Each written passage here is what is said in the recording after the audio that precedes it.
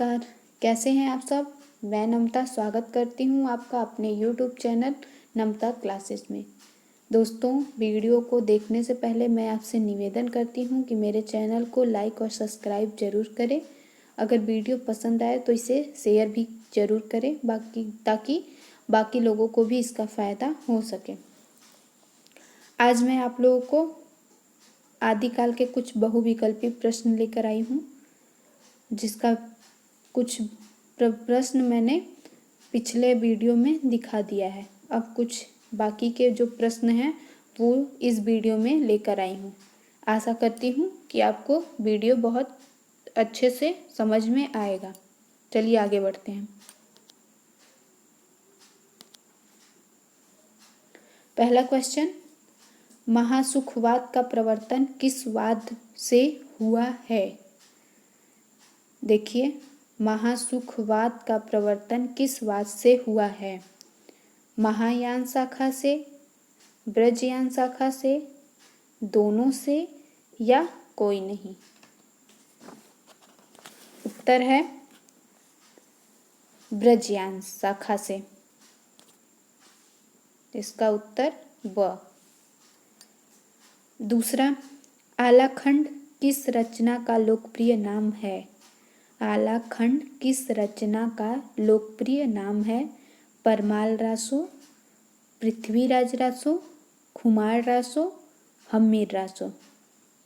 सही आंसर परमाल रासो।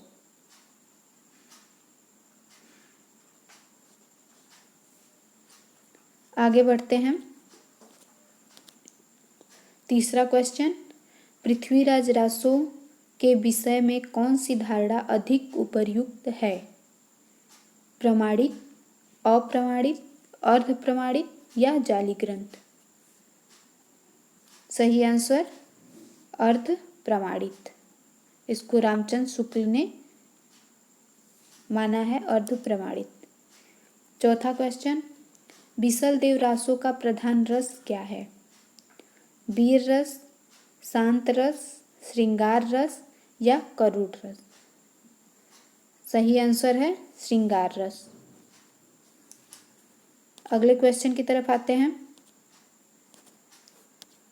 पांचवा क्वेश्चन, इनमें से हिंदी का प्रथम महाकाव्य किसे माना जाता है। पृथ्वीराज रासो, खुमार रासो, परमाल रासो, बिसल देव रासो। तो प्रथम महाकाव्य है पृथ्वीराज रासो। छठवां, ब्रज यानी सिद्धों की लीला क्षेत्र क्या है। भारत का पूर्वी भाग, उत्तरी भाग, दक्षिणी भाग या कोई नहीं। सही आंसर है भारत का पूर्वी भाग। आगे बढ़ते हैं। अगला क्वेश्चन है, महासुख का अर्थ क्या है। आनंद स्वरूप ईश्वरत्व, ब्रह्मादर सहोदय, दोनों या कोई नहीं। तो महासुख का अर्थ है आनंद स्वरूप ईश्वरत्व।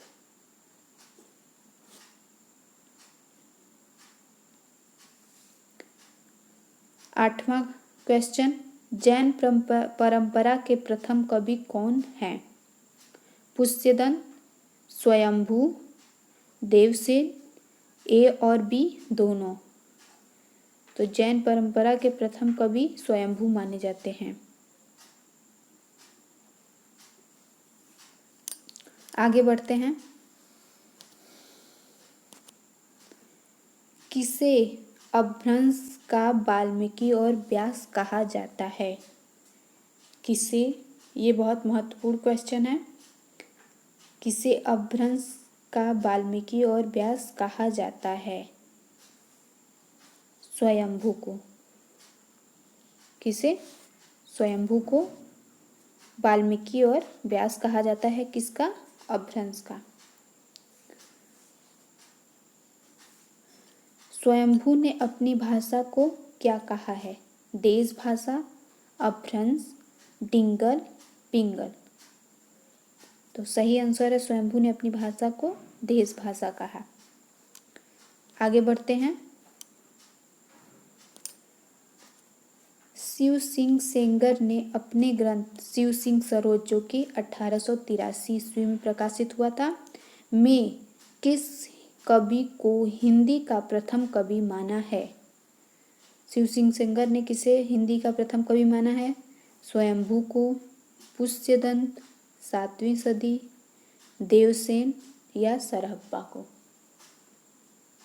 तो इसका सही आंसर है पुष्यदंत। पुष्यदंत को शिव सिंह सेंगर ने अपनी ग्रंथ शिव सिंह सरोज में प्रथम कवि माना है। हजारी प्रसाद द्विवेदी पुष्यदंत का समय क्या मानते हैं? 7वीं सदी, 8वीं सदी, 9वीं सदी या 10वीं सदी? तो सही आंसर इसका है 9वीं सदी। पुष्यदंत का समय हजारी प्रसाद द्विवेदी जो है वो 9वीं सदी मानते हैं। आगे बढ़ते हैं। पुष्यदंत की रचनाएं कौन सी हैं? रणकुमार चर्यू, जसहर चर्यू, 63 महापुरुष गुणालंकार। तो जो ये तीनों रचनाएं हैं वो पुष्यदंत की हैं। वो तो उपर्युक्त सभी सही है। शिव सिंह सेंगर ने किस कवि को भाखा की जड़ कहा है? भाखा की जड़ जो है शिव सिंह सेंगर ने किसे कहा? स्वयंभू को या पुष्यदंत, धनपाल या सरहप्पा को? तो इसका सही जो आंसर है वो है पुष्यदंत को। आगे बढ़ते हैं। हिंदी का भवभूति किसे कहा जाता है? पुष्यदंत, स्वयंभू, धमन, धनपाल? सही आंसर है पुष्यदंत को हिंदी का भवभूति कहा जाता है। किसको? पुष्यदंत को। पुष्यदंत ने स्वयं को किस उपाधि से विभूषित किया है? अभिमान मेरु, काव्य रत्नाकर, कविकुल तिलक या उपर्युक्त सभी? तो इसका सही आंसर है उपर्युक्त सभी। ये तीनों जो हैं अभिमान मेरु, काव्य रत्नाकर, कविकुल तिलक, स्वयंभू ने स्वयं को इस उपाधि से विभूषित किया है।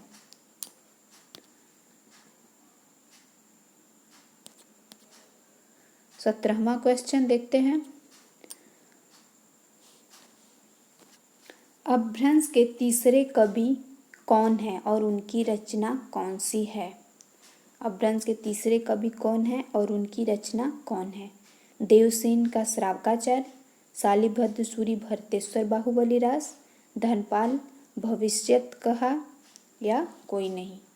सही आंसर है धनपाल का भविष्यत कहा।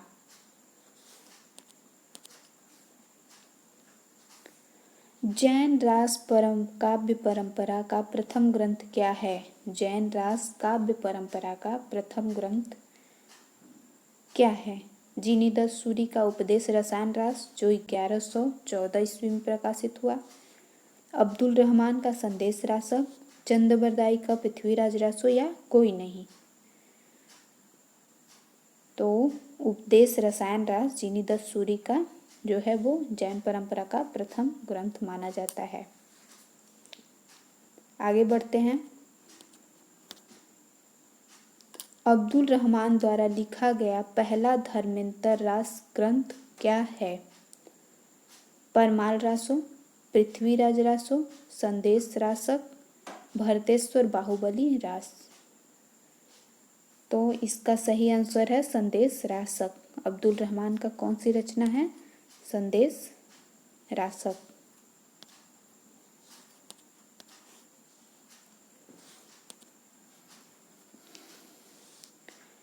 देसी भाषा में किसी मुसलमान द्वारा लिखित प्रथम काव्य ग्रंथ कौन सा है? संदेश रासक, पौंचर्यों, भविष्यत कहा, कोई नहीं? इसका सही आंसर है संदेश रासक। ये देसी भाषा में किसी मुसलमान द्वारा लिखित, अब्दुल रहमान जो है वो मुसलमान कवि हैं।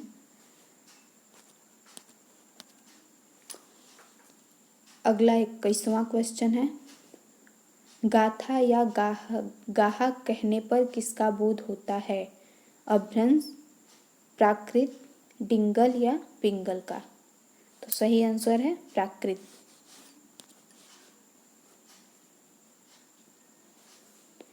दोहा या दूहा कहने पर किसका बोध होता है? प्राकृत, अपभ्रंश या प्रचलित लोक भाषा, दोनों या कोई नहीं। सही आंसर है अपभ्रंश या प्रचलित लोक भाषा। आगे बढ़ते हैं। अपभ्रंश या प्राकृताभास हिंदी की रचना किस शताब्दी से होने लगा था? विक्रम की 6वीं सदी, विक्रम की 7वीं सदी, विक्रम की 8वीं सदी, विक्रम की 9वीं सदी। सही आंसर है विक्रम की 7वीं सदी। भरत मुनि, जिनका समय 2री सदी है, ने अपने नाट्य शास्त्र में अपभ्रंश को लोक भाषा न कहकर क्या कहा है? प्राकृत, देश भाषा, अपभ्रंश, कोई नहीं। सही आंसर है इसका देश भाषा। आगे बढ़ते हैं।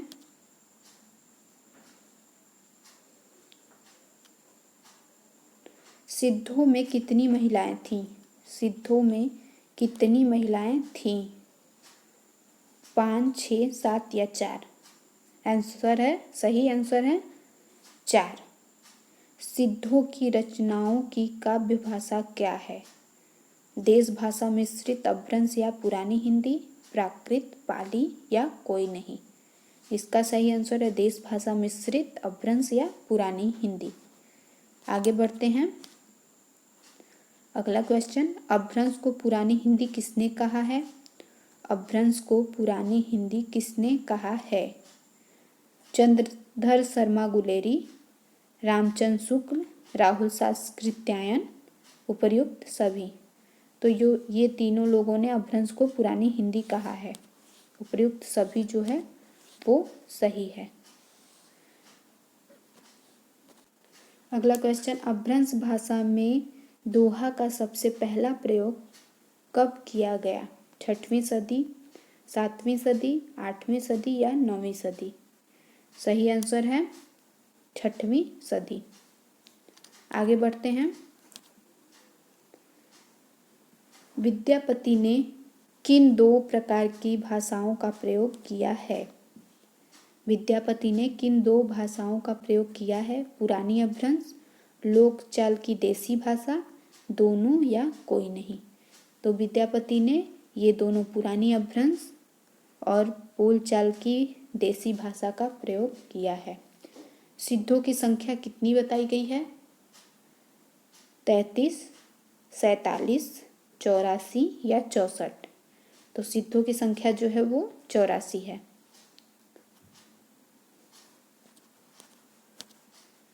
आशा करती हूँ दोस्तों जो भी क्वेश्चन इसमें लेकर आई थी वो आपको बहुत अच्छे से समझ में आया होगा।